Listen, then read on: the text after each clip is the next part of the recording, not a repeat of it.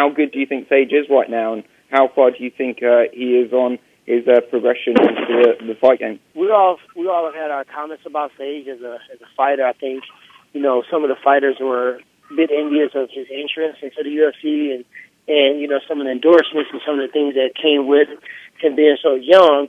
But we all had something to say, me included. And after training with him, I had to bite a couple of my words because he's way more well-rounded than what I expected, what I thought. He's strong, he's powerful, he's fast, and he's a great resource to train with. So I had to bite my own words. And, I would say as long as he stays focused and stay true to who he is, because it sounds like everybody wants to be somebody else, as long as he can do that, I think he has a long way in this sport. He's young. Sometimes we forget that he's not even 20 years old yet, and we want to compare him to guys that are, my age. He calls me like Mr. Woodley, and it feels so weird. If you go back and you watch Sage, man, we do have a similar style. He does come from a karate background. He does some of the flashy stuff that I like to do as well. So, you know what I mean? I'm just prepared, knowing that Tyron probably has seen some of the stuff that I throw that I'm going to be throwing. Because, I know Sage he's a karate guy, and he's going to go out there and try to simulate the best Stephen Woodley Thompson he can. And you know what? That's okay.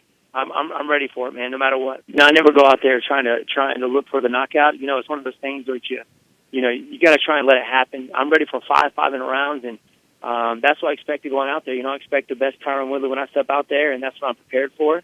And if it goes 5-5, it goes 5-5. I've been the underdog my last 6 fights, I think. I think I've won 5 of the last 6, so I don't really focus on it, and I just go out there and do my deal. We don't know what's going on with George. It sounds like he wants to fight.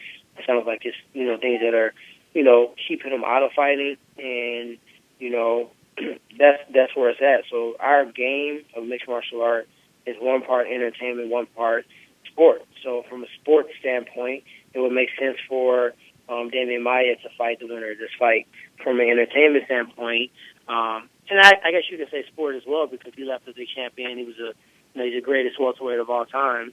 And if he comes back, I think as a gesture, of respect, I think he should, I don't think he should have to fight 1 or 2 fights. I think he should come right in and fight for the title. He's one of the reasons why I got in the sport in the first place. I was training up with him, helping out with his fights, and that's why I actually started mixed martial arts, was because of George. So, yeah, man, give him that title shot. In January, I was told that I was going to be fighting Robbie, so I thought I was just waiting on a date and not, specifically waiting on, opponent or declining matchups. None of those things happened. So technically, it was 18 months that you guys didn't see me in the octagon, but it wasn't 18 months off, and I think that's what made it very difficult to prepare for as an opponent.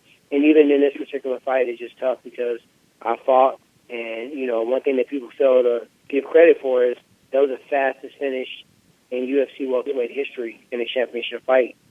So you still really didn't get an opportunity to see what I've been working on. And that's my ace in the hole that I plan on taking in all my fights.